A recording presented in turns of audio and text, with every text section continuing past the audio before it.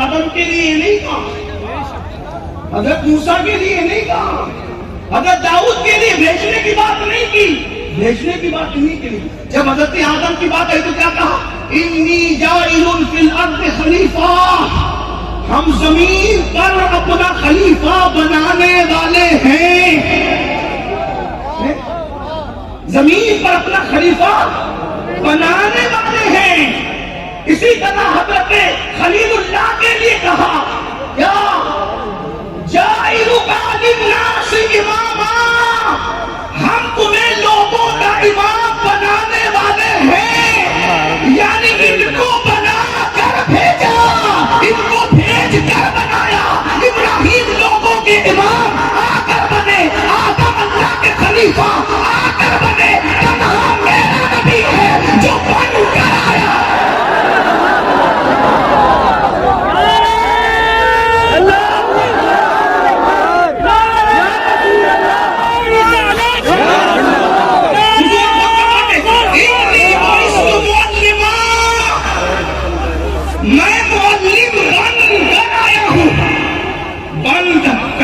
بنایا جا رہا تھا.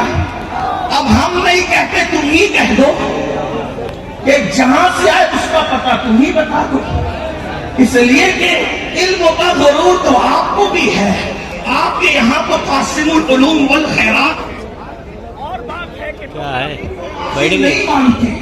نبی کو قاسم نعمت نہیں مانتے, اپنے مولوی کو قاسم العلوم بھی مانتے ہیں, والخیرات بھی مانتے ہیں. والخیرات والخیرات والے ذرا غور سے سنو, اللہ اکبر بتاؤ پھر یہ آئے کہاں سے؟ تو ماننا پڑے گا اللہ خود کہہ رہا ہے. اللہ پاک ارشاد فرما رہا ہے ہم نے اپنے پاس سے بھیجا, اپنے پاس سے بھیجا, اپنے پاس سے بھیجا. اب آپ مجھے بتائیں تو بہرحال سرکار غریب نواز یہ فرما رہے, کیا فرما رہے ہیں کہ عارف کا سب سے کم درجہ یہ ہوتا ہے کہ وہ ایک قدم میں عرش پر جاتا ہے, حجاب عظمت کی طرف جاتا ہے. یہ کم درجے کا عارف ہے, اور جو عارف کامل ہے اس کا تو بیان ہی نہیں ہے. اللہ اکبر. اور یہ بات یاد رکھنا, آدمی عارف بنتا کب ہے؟ جب اس کو اللہ کی پہچان ہو. اسی لیے اوروں کو عارف بننے کے لیے غاروں میں, مسجدوں میں, خانقاہوں میں حق ہو کی صدا کرنی پڑی. 70-80 سالوں میں جس مقام پر حق ہو کہنے والے پہنچے, یہ حضور کی نگاہ کا فیض تھا کہ میرے آقا نے صحابہ کو ایک نظر ڈال کر ان کو اس مقام پر پہنچا دیا. لوگ کہتے ہیں کہ ولی خانقاہ بناتے تو صحابہ نے کیوں خانقاہ نہیں بنائی؟ میں نے کہا اس لیے نہیں بنائی کہ اوروں کو دل صاف کرنے کی ضرورت تھی عبادت سے, اور صحابہ کو عبادت سے دل صاف کرنے کی ضرورت نہیں تھی. ان کے لیے رسول اللہ کی نگاہ ہی کافی تھی. نگاہ مصطفیٰ نے ان کو ایسا عارف کامل بنایا. اور یاد رکھنا حضور کا ہر صحابی عارف کامل ہے. اور کیسا عارف کامل ہے؟ سیدھے رہو, دھکا دے رہے ہیں. ایک مرتبہ میں قرآن مقدس کی تلاوت کر رہا تھا اور میرا بچہ قریب سو رہا تھا اور میرا گھوڑا وہاں پہ بندھا ہوا تھا. میں قرآن کی تلاوت کر رہا تھا, میرا گھوڑا بھٹکنے لگا. مجھے ڈر لگا کہ کہیں میرے بچے کو کچل نہ دے. میں نے تلاوت روک دی. اس کے بعد وہ گھوڑا بھٹکنا بند ہو گیا. میں نے دیکھا کہ آسمان سے نور اتر رہا ہے, نور کی قندیلیں اتر رہی ہے, گھوڑا بھٹک رہا ہے. جیسی تلاوت میں نے روک دی, قندیلیں واپس جانے لگی, گھوڑے کا بھٹکنا بند ہو گیا. پھر میں نے تلاوت شروع کی. جب میں نے تلاوت شروع کی تو پھر گھوڑا بھٹکا. پھر میں نے بند کر کے رکھ دیا. صبح کو رسول اللہ سے عرض کیا, یا رسول اللہ, گھوڑا کا بھٹکنا, آسمان سے قندیلوں کا اترنا, میرے بچے کے قریب سوئے سے رک جانا, یہ کیا چیز ہے؟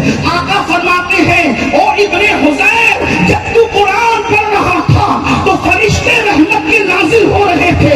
اگر تو قرآن پڑھتا رہتا تو تو فرشتوں کی زیارت کر لے. یہ صحابہ کا عرفان ہے. لیکن میرا عنوان وہ نہیں, عرض یہ کر رہا تھا. تو دو چیزیں ہیں, ایک تو دلیل, ایک تو مشاہدہ. ہماری جماعت کے بہت بڑے مفکر کا بڑا مشہور جملہ پوری دنیا میں گونجا کہ جب علم تھک کر کے بیٹھ جاتا ہے تو مشاہدہ انسان کی رہنمائی کرتا ہے. مشاہدہ, حضور نے مشاہدہ بھی کرایا. جیسے کہ میں نے ابھی معجزات کا ذکر کیا، آپ کو اشارے کے طور پہ جو نہیں سمجھے ان کو بتا دوں. ایک شخص آیا اور آ کر کے کہنے لگا آپ اللہ کے رسول ہیں، اس کی دلیل کیا ہے؟ آقا نے فرمایا تو بتا کیا دلیل چاہیے تجھے. یاد رکھنا یہ اور بات ہے. حضرت موسیٰ علیہ السلام کو کتنے معجزات دیے؟ کتنے؟ کل معجزات. کتنے؟ تفسیر نعیمی میں علامہ مفتی احمد یار خان نعیمی حکیم الامت لکھتے ہیں 9 آیات بینات، 9 معجزے اللہ نے حضرت موسیٰ کو دیے. حضرت موسیٰ علیہ السلام کے کتنے معجزے؟ 9 معجزے. 9 معجزے ٹھیک اللہ نے اتنے دیے. اور حضور کے لیے حضور کے لیے یہ تھا کہ آپ سے جو مطالبہ کیا جائے اور آپ چاہیں تو حضور کا شخص سے کہا تو کہتا ہے کہ میں نبی ہوں، کیا دیکھنا کیا چاہتا ہے؟ اس نے کہا وہ جو درخت ہے نا ان درختوں کو آپ اپنے پاس بلائیں. اگر آپ درختوں کو اپنے پاس بلا لیں میں آپ کو نبی مان لوں گا. حضور نے فرمایا تو خود جا اور جا کر ان سے کہنا کہ تجھے اللہ کے رسول بلاتے ہیں. ماشاءاللہ جے پور والوں کا جواب نہیں. مولانا ضیاء الدین کے پڑوس میں رہنے کا اثر تو نہیں آتا، لیکن آگے والوں کی ذمہ داری بھی ہے، لیکن پیچھے والے بھی سن رہے، اس کا احساس بھی مجھے ہونا چاہیے. آقا نے بنا تو خود جا اور جا کر اس سے کہنا تجھے اللہ کے رسول بلاتے ہیں. راوی بیان کرتا ہے کہ جب درخت کو اس نے کہا کہنے والے نے کہ تجھے اللہ کے رسول بلاتے ہیں، حضور نے بھی بلایا، پیغام بھیجا کہ جا کے کہنا تجھے اللہ کے رسول بلاتے ہیں. تو وہ درخت آگے کو ہٹا، پیچھے کو ہٹا، دائیں کو ہٹا، بائیں کو ہٹا. محدثین یہ کہتے ہیں کہ اس نے اپنی جڑوں کو زمین سے نکالا آگے پیچھے دائیں بائیں ہو کر. یہ محدثین کی زبان ہے اور وہ چل کر کے آیا. لیکن عشق والوں کی زبان یہ ہے وہ جڑیں نہیں نکال رہا تھا صرف، بلکہ وہ تو جھوم رہا تھا. آیا ہے بلاوا مجھے دربار نبی.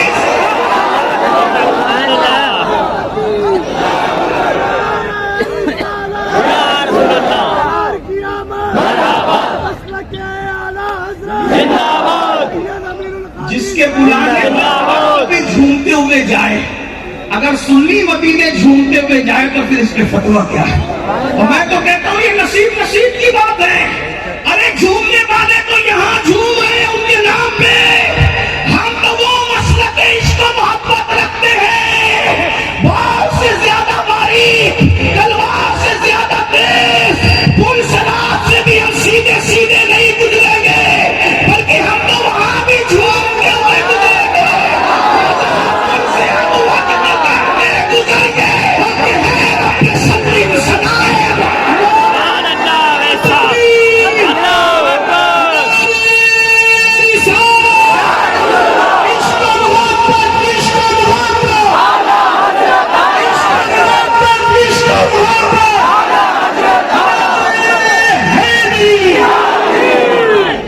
یقین تو دیکھیں کتنی بڑی بات ہے.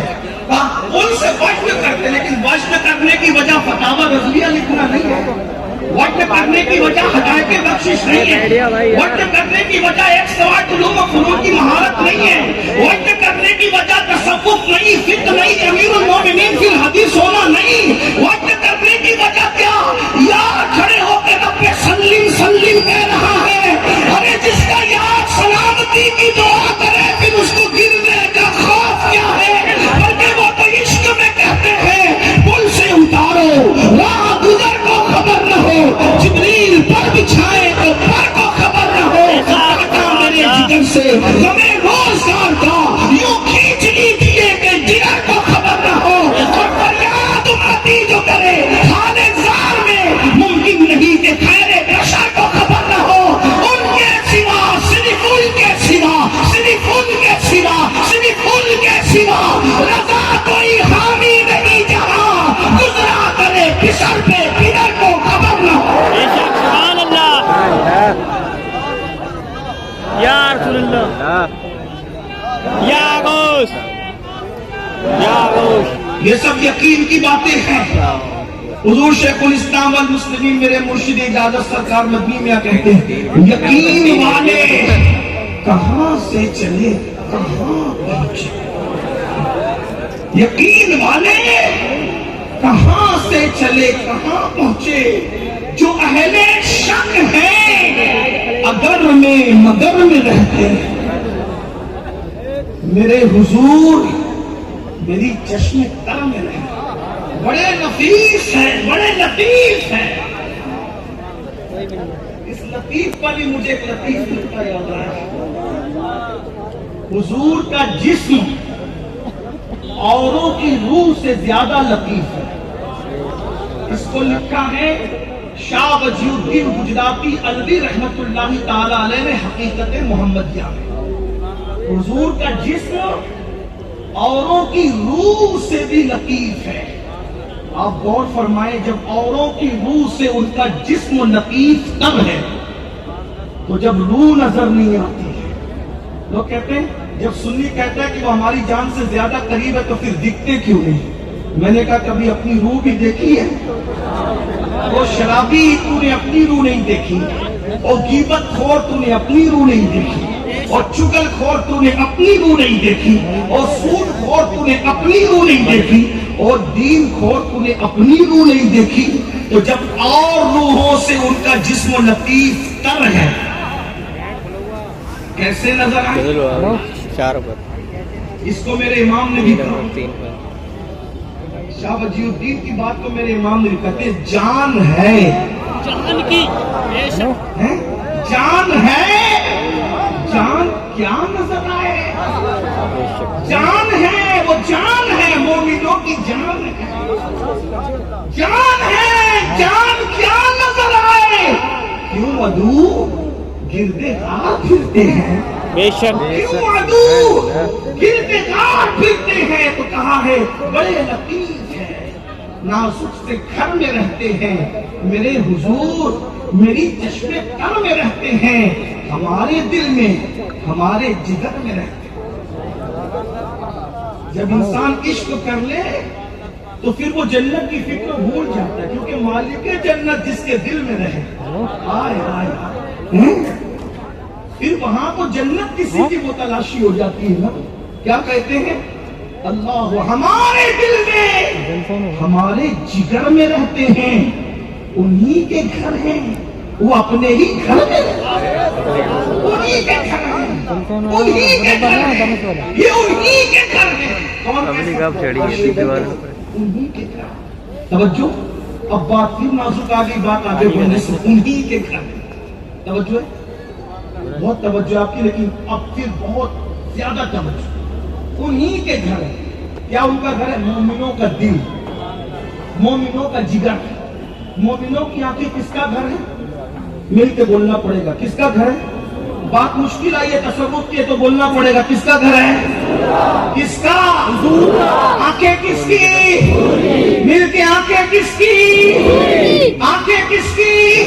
مومن کی۔ دل کس کا؟ نہ میں آگے نہیں بولوں۔ آنکھیں کس کی؟ وہاں سے وہاں تک۔ آنکھیں کس کی؟ گھر کس کا؟ دل کس کا؟ گھر کس کا؟ جگر کس کا؟ دل کس کا؟ اب آپ سے پوچھتا ہوں، کسی گھر میں کچرا پڑا ہے تو کیا بلبلے باغ مدینہ کو لے جاؤ گے؟ سچ کہنا، قسم کہنا۔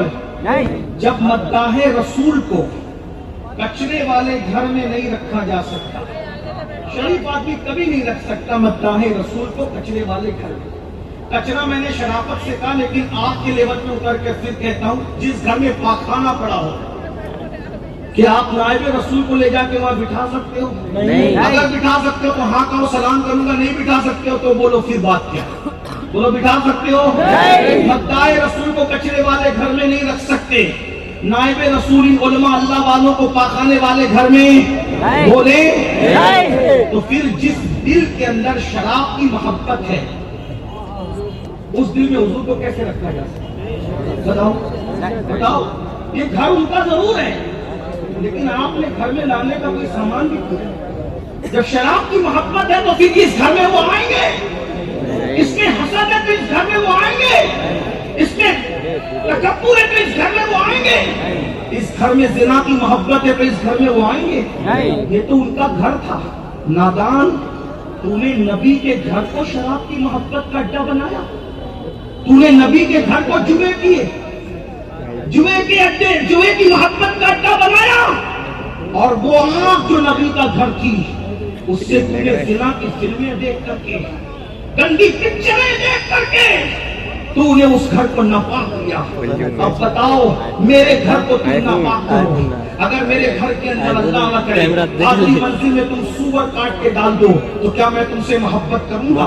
کیا تم سے پیار کروں گا؟ تم سے الفت کروں گا؟ اب بہت مچل مچل کے کہہ رہے تھے یہ آنکھیں مومن کی نبی کا گھر ہے، یہ دل مومن کا نبی کا گھر ہے، یہ جگر مومن کا نبی کا گھر ہے. نبی کے گھر کا کیا حال بنا رکھا ہے؟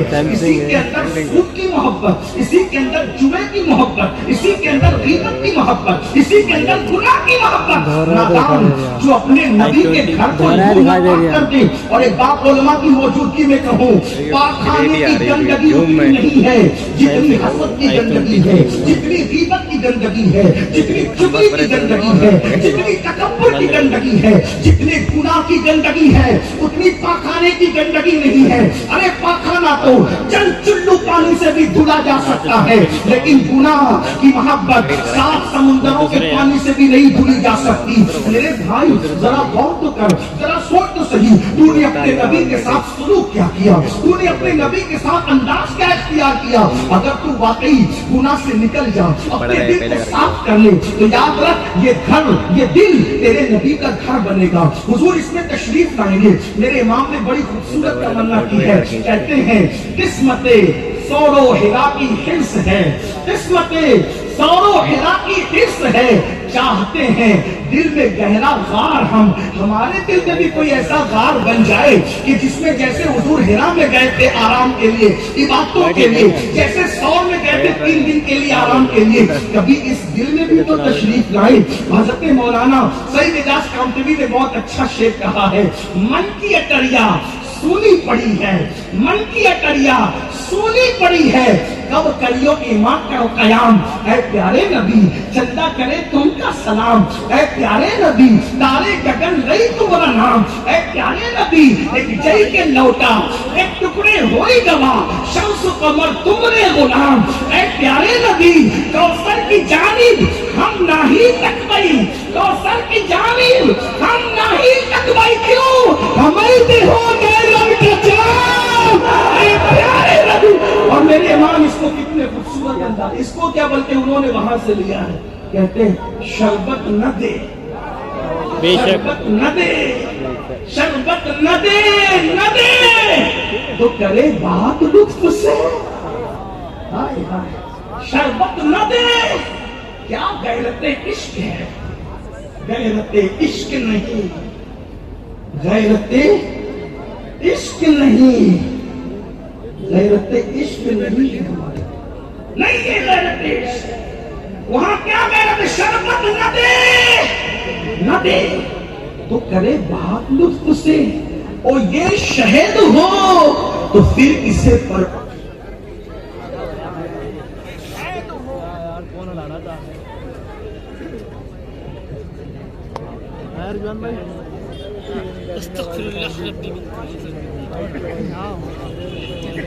میرے امام کہتے ہیں اپنے مولا کی ہے بشان عظیم، جانور بھی کریں جن کی تعظیم، سنگ کرتے ہیں ادب سے تسلیم، پیڑ سجدے میں گرا کرتے ہیں. پھر اس نے حضور کو سلام کیا، سرکار نے سلام قبول کیا، وہ بندہ ایمان لے آیا. آپ فرماتے جاؤ جہاں کے اسی جگہ پہنچ جاؤ، اور وہ درخت اپنی جگہ پہ پہنچ گئے. تو علم اور مشاہدہ دونوں چیز حضور نے کری، علم بھی دیا، مشاہدہ بھی. اب غریب نواز اور صوفیہ نے جو ہندوستان میں دین پھیلایا، انہوں نے زیادہ تر مشاہدے پہ کام، کیونکہ یہاں کے لوگ عربی نہیں سمجھتے تھے. یہاں کے لوگ پتھر، لکڑی، چوہا، گوبر، دریا، سورج، ستارہ اس کی عبادت کرتے.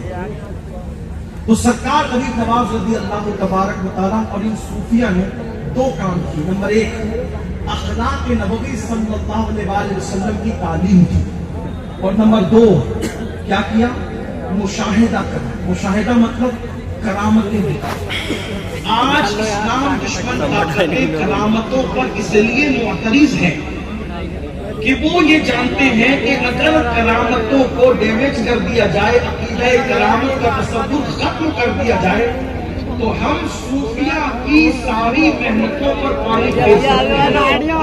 اور وہ یہ کہتے ہیں کہ جب غریب نواز نے کرامت دکھائی تو تم کیوں نہیں دکھا؟ جب بیٹھنے میں دیکھا ڈھنگتا تھا کیا کروں, پیچھے سر پہ بیٹھے جا کر ہم غریب نواز کی طرح. یہ دعویٰ ہے کس کو کہ ہم محبوب الہی کی طرح ہے؟ دعویٰ ہے کس کو کہ ہم غوث اعظم کی طرح ہے؟ ہمارا تو یہ عقیدہ ہے کہ ہم تو اپنے علماء کی طرح بھی نہیں ہیں. ہمارا تو یہ نظریہ ہے ہماری عوام کا. ہمارے علماء کہتے ہیں ہم اولیاء کی طرح نہیں ہیں, اور اولیاء کہتے ہیں ہم اپنے مرشدوں کی طرح نہیں ہیں. تو یہ مطالبہ کرنا کہ اس وقت کرامت ظاہر ہوئی ابھی کیوں نہیں ہوتی, بات یہ ہے کرامت کا ذکر کہتے کہیں نہیں. میں نے کہا کرامت کا ذکر تو قرآن میں بھی ہے, حدیث میں بھی ہے. کرامت کیسے حدیث میں قرآن میں آپ کو بتاتا ہوں. خدا قرآن اٹھا کر کے دیکھیں. حضرت سیدنا زکریا علیہ السلام جب سیدہ مریم کے حجرے میں آئے تو وہاں بغیر موسم کے پھل رکھے ہوئے تھے, بن موسم کے پھل. آج دنیا سمٹ گئی, دنیا جو ہے ایک چھوٹا سا گاؤں بن چکی ہے, تو بن موسم کے پھل آج آسانی سے مل جاتے ہیں. سیتاپھل کے زمانے میں جس کو ہم شریفہ کہتے ہیں, اس کے زمانے میں اگر آپ جو ہے جام تلاش کرنا چاہے, جس کو پیڑو آپ کہتے ہیں, مل جائیں گے. جام کے دور میں آم کو تلاش کرنا چاہے تو مل جائے گا. آم کے دور میں سیتاپھل تلاش کرنا چاہے تو مل جائے گا, کیونکہ دنیا سمٹ گئی ہے. کیونکہ یہاں گرمی ہوگی, کہیں سردی ہوگی, کہیں سردی ہوگی, یہاں گرمی ہوگی. تو اس طریقے سے بن موسم کا پھل کسی نہ کسی ملک کا آپ کے پاس. تم تو یار بیٹھ جاؤ نیچے, لیکن یہ بات یاد رکھنا, وہ دور تو گھوڑوں کا دور. بیٹھ جاؤ یار تم. پھر مریم کے حجرے, ارے وہ میرے پیچھے پڑ رہے ہیں, پیچھے سے گانا مار رہے ہیں میری. اور کوئی نہیں آ رہا تھا. مریم کے حجرے میں کسی کو آنے کی اجازت نہ تھی. نمبر دو, مریم باہر جاتی نہیں تھی. بس بس بیٹھا, بہت بڑھیا رہے تمہیں, بہت بڑھیا, گڈ. تو پھر موسم کے پھل دیکھ کر کے قرآن کہہ رہا ہے. حضرت سیدنا زکریا نے پوچھا یہ کیا ہے, تو سیدہ مریم نے کہا یہ اللہ کا فضل ہے اور اللہ مجھے رزق عطا کرتا ہے. آپ مجھے مسلمانوں بن موسم کے پھل دیکھے تو حضرت زبردستی کرے جا رہے ہیں. جب اس ولیہ کے حجرے میں اللہ بن موسم کا پھل بھیجتا ہے تو میرا بھی اولاد کا موسم جا چکا ہے. میرا سر سفید ہو گیا. 15 کلومیٹر سے تم, ہم تو ساکن بتائیے. اور یہ وقت کا ہی ہے, اس لیے اگر میں اور مزید کوئی گفتگو کروں تو یہ بے ادبی سے بہت قریب حضرت کی موجودگی میں, اور چونکہ سننے سنانے کا ماحول آپ نے بنا رکھا ہے, اس لیے میں اپنے قائد کے سامنے کوئی گفتگو کرنے کی بجائے میں بھی یہ چاہوں گا, اور آپ کے لیے بھی یہی چاہوں گا, کیونکہ مومن وہی ہوتا ہے جو اپنے لیے پسند کرے وہ اپنے مومن بھائی کے لیے پسند کرے. تو میں چاہتا ہوں کہ اپنے قائد کی گفتگو سنوں, تو آپ کے لیے بھی یہی چاہتا ہوں کہ آپ اپنے قائد کی گفتگو آپ بھی سنیں, اس لیے کہ یہ وہ ہستی ہے. ایک ایک جملہ ایسا کہ کئی صفحات اس پر لکھنے والے لکھ سکتے ہیں. اسی لیے ہم لوگ اکثر کوشش کرتے ہیں کہ حضرت کے پاس بیٹھ کر کچھ سیکھ لیں. کبھی کبھی ایک ایک جملہ ایسا ہوتا ہے, کتابوں کے درجنوں صفحات کھنگال کر بھی وہ چیز ہمیں نہیں مل پاتی جو حضرت کے ساتھ بیٹھ کر چند منٹوں میں ملتی ہے. کل میں حضرت کے ساتھ چتوڑ گڑھ سے جو ہے اجمیر شریف آ رہا تھا, تو حضرت نے مجھے رات کے آخری پہر میں ایک بات فرمائی, کہا کہ سید صاحب ایک جملہ میرے دماغ میں ہے, آتے ہیں غیب سے یہ مضامی خیال میں, جب دل کے تار باب مدینۃ العلم سے جڑ جاتے ہیں, جب دل کے تار قاسم علم مصطفیٰ جان رحمت سے جڑ جاتے ہیں, جب دل کے تار غوثیت مآب اور غریب نواز سے جڑ جاتے ہیں, جب دل کے تار رازی اور غزالی سے جڑ جاتے ہیں, تو پھر دل میں ایسی باتیں آتی ہے جس کا انسان تصور نہیں کر پاتا. تو حضرت نے ایک جملہ بیان کیا جس سے دل دماغ کے 14 طبق روشن ہو گئے. آپ نے فرمایا جب تک انسان خود کی نفی نہیں کرتا اس وقت تک وہ خدا تک نہیں پہنچ سکتا. خود کی نفی جب تک نہ کرو اس وقت تک خدا تک نہیں پہنچ سکتے. جیسی حضرت نے جملہ کا مجھے داؤد علیہ السلام کا ایک قول یاد آ گیا. ایک دن داؤد علیہ السلام نے اللہ سے اس کیا مولا تو مجھے اپنا بنا لے. حالانکہ وہ تو تھے ہی بہت مقرب لیکن عاجزی کی. تو مجھے اپنا بنا لے, تو مجھے اپنا بنا لے. اللہ نے فرمایا یہ مجھے نکال دے پھر تو میرا ہی ہے. یہ مجھے نکال دے تو میرا ہی ہے. اور اقبال نے بہت خوبصورت بات کہی تھی کہ مٹا دے اپنی ہستی کو اگر کچھ مرتبہ چاہے کہ دانا خاک میں مل کر گل و گلزار بنتا ہے. تو اس پر تو بہت بڑی تقریر ہو سکتی ہے لیکن قائد تشریف لا چکے ہیں. میں سمجھتا ہوں کہ نظامت ہو رہی تھی, باتیں ہو رہی تھی اور ابھی آگے کا پروگرام میں سمجھتا ہوں کہ ناظم صاحب ہی آگے بڑھائیں تو زیادہ اچھا. یا اچھا ٹھیک, ایک کام کرتے ہیں اب 2 منٹ نظامت کے لیے لگیں گے. تو میں چاہتا ہوں کہ اتنا خوبصورت ماحول بنائیں. ایسے خوبصورت ماحول میں ایسی خوبصورت ہستی کی ضرورت ہے جو خوبصورت باتیں پیش کر کے ہماری زندگی کو بھی خوبصورت بنا دے. بے شک سبحان اس اللہ. خوبصورت ہستی کا استقبال خوبصورت محفل میں خوبصورت گفتگو کے حوالے سے خوبصورت زندگی کی تلاش میں خوبصورت ہی شعر سے حضرت کو آواز دیتے ہیں. اٹھا دو پردہ دکھا دو چہرہ کہ نور باری حجاب میں. حضور کے لیے کہا میرے امام نے اٹھا دو پردہ دکھا دو چہرہ کہ نور باری حجاب میں ہے. زمانہ تاریک ہو رہا ہے کہ مہر کب سے نقاب میں ہے. نہیں وہ میٹھی نگاہ والا خدا کی رحمت ہے جلوہ فرما. غضب سے ان کے خدا بچائے جلال باری عتاب میں ہے. کریم ایسا ملا کے جس کے کھلے ہیں ہاتھ اور بھرے خزانے. کریم ایسا ملا کے جس کے کھلے ہیں ہاتھ اور بھرے خزانے. بتاؤ اے مفلسو کہ پھر کیوں تمہارا دل اضطراب میں ہے. وہ گل ہے لبہائے نازک ان کے, وہ گل ہے لبہائے نازک ان کے. ہزار جھڑتے ہیں پھول جن سے گلاب گلشن میں دیکھے بلبل یہ دیکھ گلشن گلاب میں ہے. کریم اپنے کرم کا صدقہ نعیم بے قدر کو نہ شرما. تو اور رضا سے حساب لینا رضا بھی کوئی حساب میں ہے. نعرہ تکبیر اللہ اکبر. نعرہ رسالت یا رسول اللہ. حضرت کے خطاب سے پہلے مختصر سی ایک کلام سن لیتے ہیں حضرت کے نواز سے حسن احمد سے. حسن احمد سلم آپ کو کچھ اشعار سنائیں گے پھر اس کے بعد ڈائریکٹ مائک حضرت کے. السلام علیکم.